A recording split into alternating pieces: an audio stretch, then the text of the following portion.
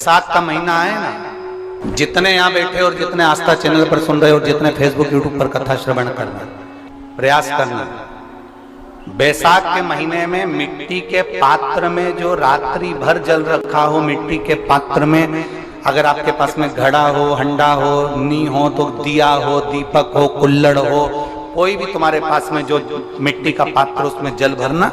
वो जल बैसाख के महीने की किसी भी सोमवार के दिन या किसी प्रदोष के दिन या बैसाख महीने के शिवरात्रि के दिन वो मिट्टी के पात्र का जल अपने घर के प्रत्येक व्यक्ति का स्पर्श कराकर उस मिट्टी के पात्र के जल को तांबे के पात्र में डाल लीजिए और घर के प्रत्येक व्यक्ति का स्पर्श करा लीजिए और शंकर भगवान पर कुंदकेश्वर महादेव के नाम से समर्पित करिए। कभी जीवन में पीछे पलट कर देखने की जरूरत नहीं पड़ेगी। आप जाकर जल चढ़ाएंगे। आप भी बना लो एक नियम कि बैसाख महीने की शिवरात्रि यह भी शंकर भगवान को अपने दिल की बात कहते हुए, अपने मन की बात कहते हुए, रोग मुक्ति के लिए, कार्य सिद्धि के लिए, धन वैभव संपदा के लिए, समृद्धि के लिए मुझे भी जल चढ़ा, मैं भी जल। एक लोटा पानी शिव जी को, उसमें बेलपत्र डालने के बाद हेड में उस जल को या कोई मिट्टी का सकोरा हो, बर्तन हो, घड़ा हो, कलश हो, उसमें भरा हुआ रखा हो, वो तांबे के पात्र में डाल लो, उसको ले जाकर चढ़ा दो। और एक और चीज का ध्यान रखना,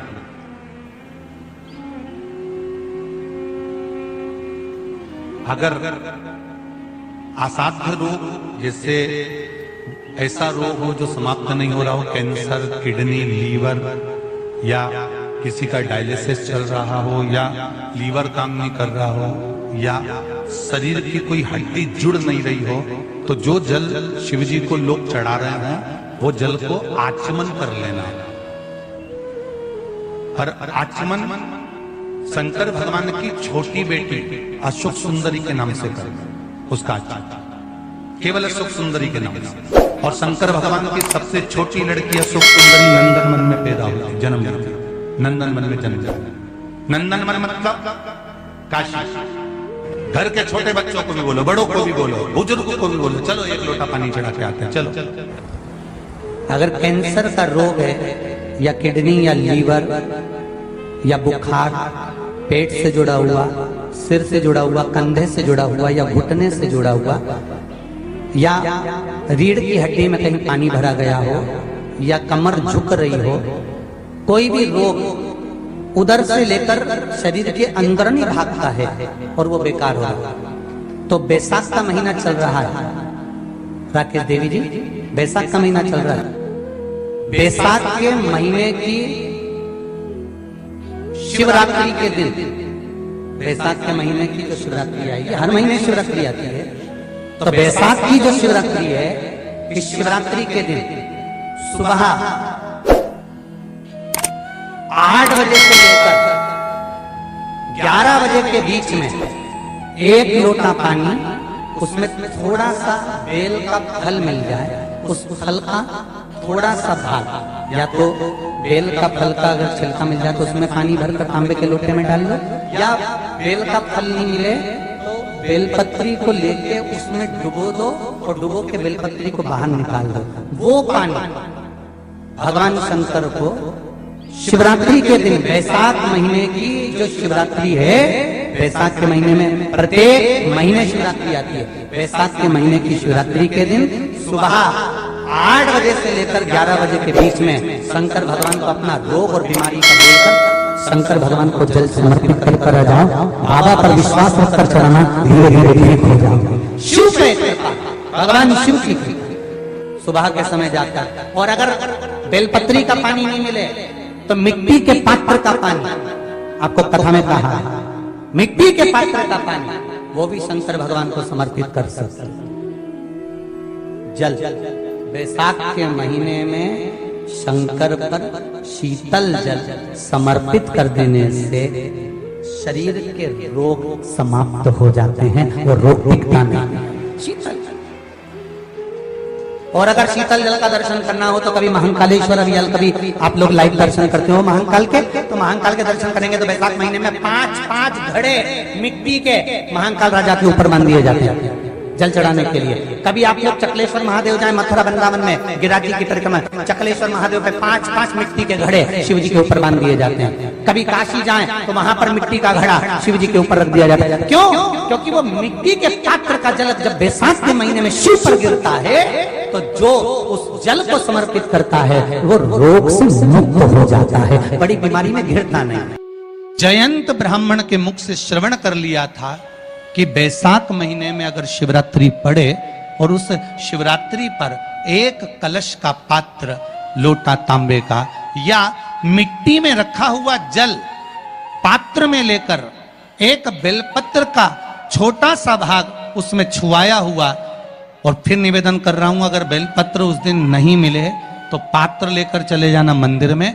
मंदिर में शंकर जी पे तो बेलपत्र चढ़ी होगी ना, अरे बोलो तो जरा, चढ़ी होगी ना। उसी बेलपत्र को धोकर फिर जल के पात्र में उसको छुआकर फिर शंकर भगवान को भाव से, दिल से जो चाहते हो, धन वैभव संपदा सत्ता या रोग से मुक्ति, चाहे उदर से जुड़ी हो। हाँ, एक चीज का ध्यान करना, अगर संपदा के लिए, विवाह के लिए या विद्या के लिए या अन्य चीजों के लिए आप शिव जी को जल चढ़ा रहे हो तो उसके जल को उठाकर नहीं लाना है।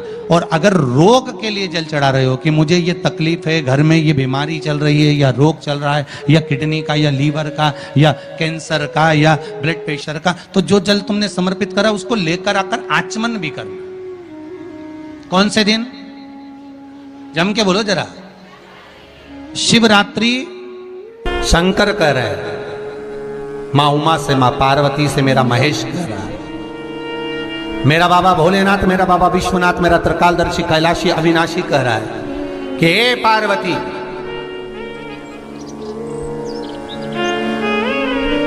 एक बीला, एक बेल जो मुझे समर्पित करता है और समर्पित करने के बाद उस बेल की महत्वता देखिए, जो बैसाख महीने में बाबा शंकर को जो चढ़ाया जाता है और 1000 अश्वमेध यज्ञ का पुण्य फल हम प्राप्त कर लेते, मात्र एक फल चढ़ाकर, मात्र एक फल चढ़ाकर। हे पार्वती, संसार का मनुष्य जब मुझे वो बेलपत्र समर्पित कर, वो बेल का फल समर्पित करता है, पार्वती वो फल जो मुझे चढ़ता है, फिर मैं भले नर्मदा के जल से निकला हुआ कंकर शंकर क्यों ना हूं, फिर चाहे मैं गंगा के जल से निकला हुआ कंकर शंकर क्यों ना हूं, चाहे फिर मैं यमुना के जल से निकला हुआ कंकर शंकर क्यों ना हूं, चाहे मैं सरयू के जल से निकला हुआ कंकर शंकर क्यों ना हूं, चाहे मंदाकिनी के जल से निकला हुआ कंकर शंकर क्यों ना हूं, ए पार्वती, फिर जो भी शिवलिंग पर वो बेल समर्पित होता है वो बेल उठाकर जीव अपने कार्य में ले सकता है। ये माँ उमा से कह रहा है। तो उस बेल की महत्वता जानेंगे।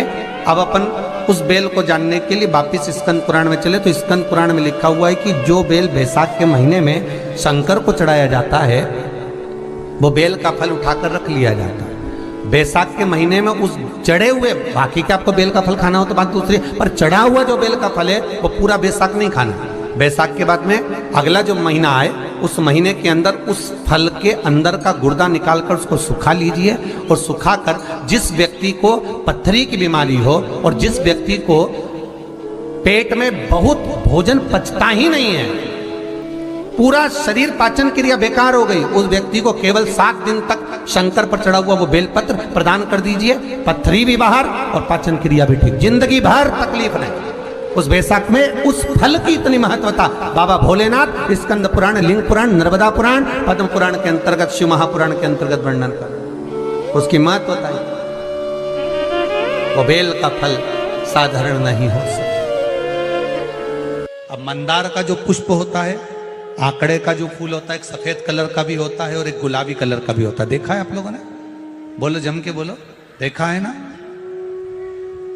गुलाबी कलर का जो पुष्प होता है वो आप मंदार का, आंकड़े का जो गुलाबी कलर का पुष्प होता है आप टीवी पे देख रहे होंगे, एक सफेद देख रहे होंगे, एक मंदार का गुलाबी फूल, नीला कलर का फूल देख रहे होंगे। जो नीला कलर का जो पुष्प होता है, गुलाबी कलर का जो आंकड़े का फूल होता है, प्रयास करना। जब किसी विषम परिस्थिति में फंस गए, विषम परिस्थिति, जब आपको लग रहा है कि मुझे बहुत भय लग रहा है, कुछ बुरा होने वाला, आपको लग रहा है आज मेरी उल्टी आंख बहुत फड़क रही है, कुछ गड़बड़ होने वाला, आपको लग रहा है मेरी सीधी आंख फड़क रही, कुछ गड़बड़ होने वाला, तब केवल वो नीला जो गुलाबी पुष्प है मंदार का, उसको कहीं से लाकर शिवालय में अशोक सुंदरी वाली जगह पर स्पर्श कर कर शिवलिंग पर आप चढ़ा दीजिए।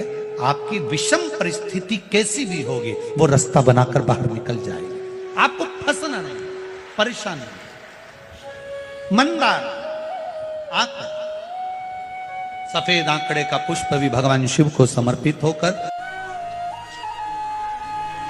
जैसे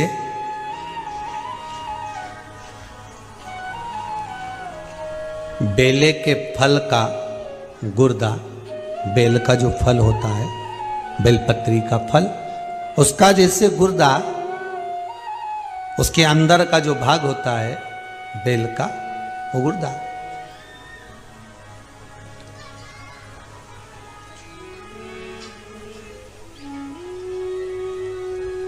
उसको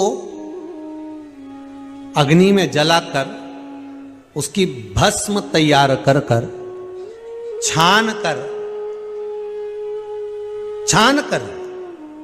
जब जब आपके यहां विद्वान ब्राह्मण शिव जी का अभिषेक कराते हैं, पूजन कराते हैं, तो उसमें लिखते हैं पूजन के साहित्य में, बेलपत्री, धतूरा, दुर्वा, ये उसमें नीचे लिखेंगे भस्म। लिखते कि नहीं लिखते? लिखते हैं ना, भस्म अभिषेक में चाहिए रहती है। तब उस भस्म का थोड़ा सा भी भाग आप अगर शिव को समर्पित कर रहे हो तो ये जान लें कि शंकर मनवांछित फल प्रदान कर रहे हैं। शिव फल प्रदान कर रहे हैं।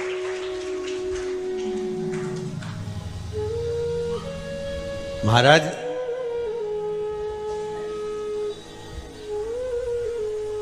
बेलपत्री के वृक्ष के नीचे बैठकर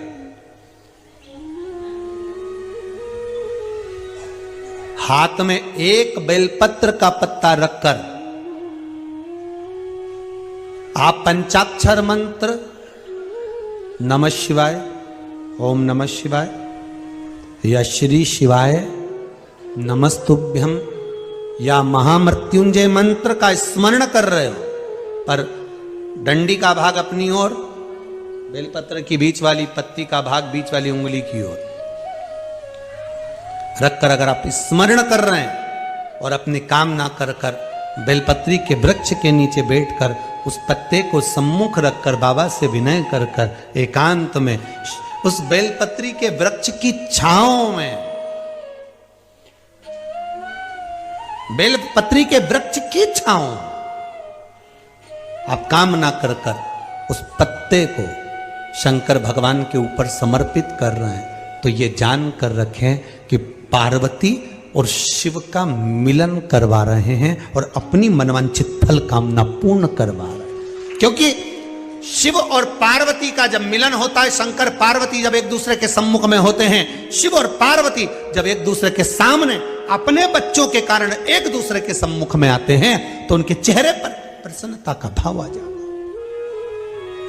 है। फल, मनवांचित फल की कामना आप जिस कामना के लिए कर रहे हैं, विवाह के लिए, नौकरी के लिए, सर्विस के लिए, व्यापार के लिए, रोग मुक्ति के लिए, आप जिस कामना से कर रहे हो। ईश्वर महादेव, जो व्यक्ति पथभ्रष्ट हो जाए, जैसे मदिरा के नशे में पड़ गया, कहीं जुए में पड़ गया, कहीं मांसाहार में पड़ गया, कहीं व्यसन में पड़ गया, कहीं गलत काम में अगर कोई जा रहा है, तो श्रंभेश्वर महादेव के नाम से काली तिल भगवान शिव को समर्पित करी जाती है।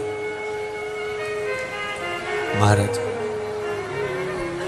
काली तिल को वापस उठा कर ले आते हैं, उसी काली तिल को जो मदिरा का नशा करने वाला होता है या जो गलत व्यसन में डूबा हुआ होता है, उसको वो सुबह के समय अगर नहीं खाता तो भोजन के साथ उसको दिया जाए। श्रंभेश्वर महादेव, एक बेलपत्री का भी बहुत अच्छा प्रयोग है श्रंभेश्वर महादेव का। मदिरा पीने वालों के लिए, मांसाहार, व्यसन में, जुए में, पेशावृत्ति में, पर नारी में, गलत जगह पर जो डूबे रहते हैं उनके लिए। पहले की कथा में उसका वर्णन किया है बेलपत्री को। श्रम्भेश्वर महादेव, एक बार सब बोलेंगे, कौन से महादेव? श्रम्भेश्वर महादेव। फिर जम के बोल लो एक बार, श्रम्भेश्वर महादेव। जब हमारे घर में क्रोध बढ़ता है या कोई गलत कार्य में जाने लगता है तो श्रम्भेश्वर महादेव का हमें शरणागति लेना चाहिए, श्रम्भेश्वर महादेव का पूजन करना चालू कर देना चाहिए। कई लोग कहते हैं महाराज जी ये श्रम्भेश्वर महादेव का मंदिर कहाँ मिलेगा, हम कहाँ पूजन करने जाए? कहीं नहीं जाना, तुम्हारे घर के पास में जो शंकर जी का मंदिर है वहीं जाओ, उसी देवालय में, उसी मंदिर में जाओ, श्रम्भेश्वर महादेव के नाम से जल चढ़ाना प्रारंभ करेंगे। वो जल जो गलत संगत में पड़ा हुआ है उसका आचमन कराना प्रारंभ करेंगे, अपने आप उसकी धीरे धीरे बुद्धि सुधरना प्रारंभ हो जाएगी। ऐसा श्रम्भेश्वर महादेव का साथ की शिवरात्रि आ रही है, छोड़ना मती। बेलपत्री का पत्ता जल में डालकर भले पत्ते को निकाल देना, और वो जल, जो रोग है, जो बीमारी है, संपदा नहीं आ रही हो, दुकान नहीं चल रही हो, व्यापार नहीं चल रहा हो, बच्चे चिड़चिड़े हो गए हो, क्रोध पड़ रहा हो, तो भी बाबा पर घर के प्रत्येक व्यक्ति एक लोटा जल जरूर चढ़ा के आना, शिव को नमन कर कर आना। ये मौका नहीं मिलता कि बैसाख महीने की शिवरात्रि यह भी शंकर भगवान को अपने दिल की बात कहते हुए, अपने मन की बात कहते हुए, रोग मुक्ति के लिए, कार्य सिद्धि के लिए, धन वैभव संपदा के लिए, समृद्धि के लिए मुझे भी जल चढ़ा, मैं भी जल चढ़ा। एक लोटा पानी शिव जी को, उसमें बेलपत्र डालने के बाद हेड लें, उस जल को, या कोई मिट्टी का सकोरा हो, बर्तन हो, घड़ा हो, कलश हो, उसमें भरा हुआ रखा हो, वो तांबे के पात्र में डाल लो, उसको ले जाकर चढ़ाओ। और एक और चीज का ध्यान रखना,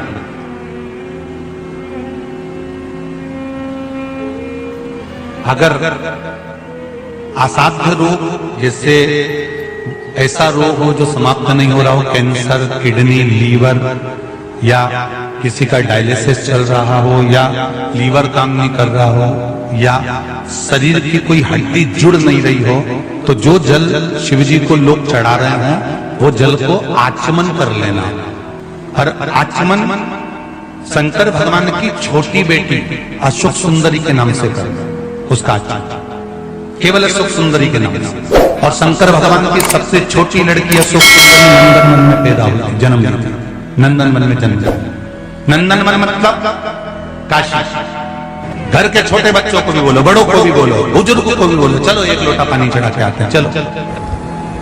अगर कैंसर का रोग है, या किडनी, या लीवर, या बुखार, पेट से जुड़ा हुआ, सिर से जुड़ा हुआ, कंधे से जुड़ा हुआ, या घुटने से जुड़ा हुआ, या रीढ़ की हड्डी में कहीं पानी भरा गया हो, या कमर झुक रही हो, कोई भी रोग उधर से लेकर शरीर के अंदर नहीं भागता है और वो बेकार हो रहा है। तो बैसाख का महीना चल रहा है राकेश देवी जी, बैसाख का महीना चल रहा है। बैसाख के महीने की शिवरात्रि के दिन, बैसाख के महीने की जो शिवरात्रि आएगी, हर महीने शिवरात्रि आती है, तो बैसाख की जो शिवरात्रि है, इस शिवरात्रि के दिन सुबह 8 बजे से लेकर 11 बजे के बीच में एक लोटा पानी, उसमें थोड़ा सा बेल का फल मिल जाए, उस फल का थोड़ा सा भाग, या तो बेल का फल का अगर छिलका मिल जाए तो उसमें पानी भरकर तांबे के लोटे में डाल लो, या बेल का फल नहीं मिले तो बेलपत्री को लेके उसमें डुबो दो, और डुबो के बेलपत्री को बाहर निकाल दो। वो पानी भगवान शंकर को शिवरात्रि के दिन, बैसाख महीने की जो शिवरात्रि है, बैसाख के महीने में प्रत्येक महीने शिवरात्रि आती है, बैसाख के महीने की शिवरात्रि के दिन सुबह 8 बजे से लेकर 11 बजे के बीच में शंकर भगवान को अपना रोग और बीमारी शंकर भगवान को जल समर्पित कर रहा, बाबा पर विश्वास रखकर चढ़ाना, धीरे धीरे ठीक हो जाएगा। शिव से भगवान शिव की सुबह के समय जाकर, और अगर बेलपत्री का पानी नहीं मिले तो मिट्टी के पात्र का पानी, आपको कथा में कहा, मिट्टी के पात्र का पानी वो भी शंकर भगवान को समर्पित कर सकते। जल बैसाख के महीने में शंकर पर शीतल जल समर्पित कर देने से शरीर के रोग समाप्त हो जाते हैं, वो रोग दिखता नहीं। शीतल, और अगर शीतल जल का दर्शन करना हो तो कभी महाकालेश्वर अभियान, कभी आप लोग लाइव दर्शन करते हो महाकाल के, तो महाकाल के दर्शन करेंगे तो बैसाख महीने में 5-5 घड़े मिट्टी के महाकाल राजा के ऊपर मान दिए जाते हैं जल चढ़ाने के लिए। कभी आप लोग चकलेश्वर महादेव जाए मथुरा वृंदावन में, गिराजी की परिक्रमा, चकलेश्वर महादेव पे 5-5 मिट्टी के घड़े शिव जी के ऊपर बांध दिए जाते हैं। कभी काशी जाएं तो वहां पर मिट्टी का घड़ा शिव जी के ऊपर रख दिया जाता है। क्यों? क्योंकि वो मिट्टी के पात्र का जल जब बैसाख के महीने में शिव पर गिरता है तो जो उस जल को समर्पित करता है वो रोग से मुक्त हो जाता है, बड़ी बीमारी में घिरता नहीं। बैसाख के महीने में सत्तू जरूर खाओ, और सत्तू चाइना से नहीं आएगा, इंडिया में बनेगा। श्रीमद् महापुराण की कथा कहती है कि शंकर भगवान के शिवलिंग से लेकर जलाधारी में कुछ स्थान ऐसे हैं वहां पर हमारा मात्र स्पर्श कर अपने दिल की बात कह देने पर भी कार्य सफल हो जाता है। तुम जल चढ़ाओ मत चढ़ाओ, तुम बेलपत्र चढ़ाओ मत चढ़ाओ, तुम धतूरा चढ़ाओ मत चढ़ाओ, पर दिल से अगर तुमने कहा तो उसका फल मिलेगा। सत्तू 12 महीने खाओ मत खाओ। कौन सा महीना? बैसाख के महीने में सत्तू जरूर खाओ, और सत्तू चाइना से नहीं आएगा, इंडिया में बनेगा और बना भारत में ही। मरने का 47वां दिन, जब मरेंगे तब गरुड़ पुराण बचेगी, पहले ही सुन लो। और जिसके पास में गरुड़ पुराण नहीं हो तो पंडित जी से मंगवा कर फिर पढ़ के देख लेना। मरने के 47वें दिन, 47 डेज, 47वें दिन किस चीज का दान तुम्हारे सामने आता है? मरने के 47वें दिन। 10 दिन तक तो जीवात्मा घर की अटारी फिर थी, मरने के बाद 12वें के दिन चली जाती है। उसके बाद में जब 47वां दिन आता है तो 47वें दिन जीवात्मा को क्या दान करा जाता है? व्यक्ति ने क्या पुण्य करा होता है कि उसको नरक नहीं भोगना पड़ता, बेतरणी नहीं भोगना पड़ती, और सीधे बेतरणी से पार उतर जाता है। वो किस चीज का दान है? तो कहा शिव महापुराण में, गरुड़ पुराण में, कि वो सत्तू का दान है जो बैसाख महीने में करा जाता है। सत्तू का दान 3 चीजों से मिलकर बनता है। जौ, बोलते जाओ जल्दी, गेहूं, चना, ये 3 चीज से मिलकर बनता है। इसमें जो बारीक बारीक कण होते हैं, जितने जितने 3 चीज के मिले हुए बारीक बारीक कण होते हैं, ये जब दान किया जाता है सत्तू का, तब ये बेतरणी करने के लिए 47वें दिन इस जीवात्मा ने अगर सत्तू का दान करा होता है या सत्तू का सेवन बैसाख के महीने में करा होता है तो उसको बेतरणी नहीं भोगना पड़ती, डायरेक्ट सीधे रत्नाम उज्जैन से डायरेक्ट। मैंने भी तो ये पूछा किस किस क्या बनता है, मैं अभी थोड़ी ना कि अभी बन गया। बैसाख में बनता तो होगा। पहले गांव के लोग तीरथ करने जाते थे, गांव का लोग जब तीरथ करने जाता था कोई सामान नहीं ले जाता, सत्तू बांधी पोटली में धरा यूं और पानी में घोलिया और नमक डालिया या शक्कर या गुड़ घोल के और पी के वही चले। आज के अब जब सैनिक युद्ध करने जाता है, थक जाता है, बहुत थकान हो जाती है, जब उससे देखा जाता है तो सैनिक का जो कमांडर होता है वो सत्तू मंगवाता है और गिलास में घोल घोल कर पूरी सेना को पिलवाकर फिर युद्ध में उतार देता है। फिर युद्ध में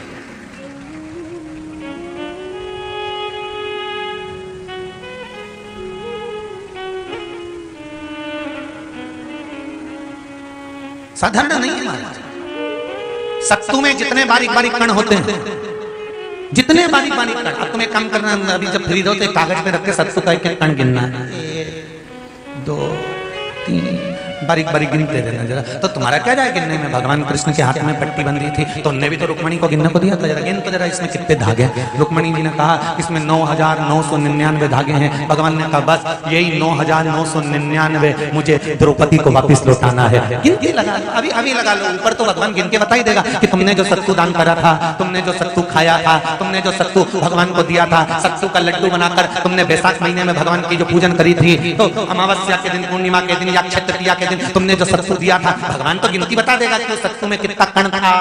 और अगर नहीं बताए तो तुम आंदोलन पे बैठ जाओगे कि हमें बताओ पहले हमने कितना सत्तू दिया था, उसमें कितने कण थे, बताना पड़ेगा।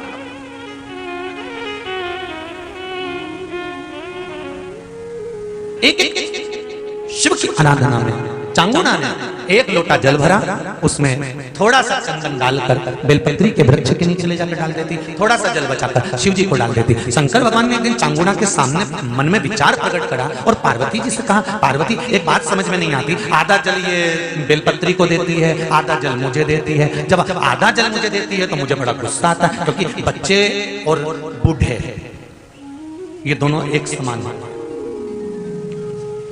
बच्चों को थोड़ा सा भी उसकी सामग्री में से, उसकी चॉइस की चीज में से तोड़ के अगर दूसरे को दे दिया तो बच्चा यूं फेंकेगा, वो जाके और मुंह फुला के बैठ जाएगा, नी खाऊं नी खाऊं। मां समझाए थारे ही भाई है रे, होगा नीचे मत को ऐसा भाई, जो मेरा ही रिश्ता खा जा, मुझे तो पूरा ही चाहिए। फिर मां अंदर जाएगी, फ्रिज में से वापिस पूरा की पूरा आम निकाल के लाएगी और आम देगी, ये ले, ये पूरा है, चक्कू से कटा नहीं, देख छोरा भी इतना है, पूरा घुमा घुमा के देखेगा।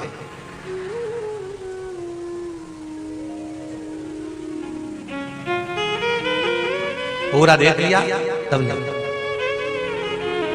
बच्चा ऐसा ही बुजुर्ग व्यक्ति होता है, बूढ़ा,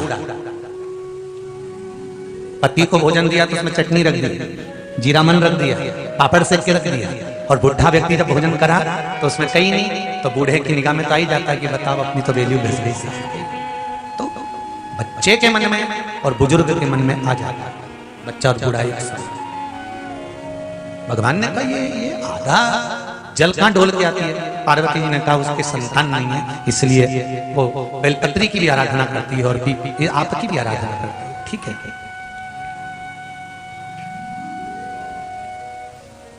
भगवान देवादिदेव महादेव ने देखा चांगुना ने बहुत सेवा कर ली। आज भगवान सुंदर एक संत का रूप धरकर चांगुना के दरवाजे पर पहुंच गए, अलग जगह। चांगुना दौड़ कर आई, बाबा जी आइए, क्या लाऊं मैं आपके लिए?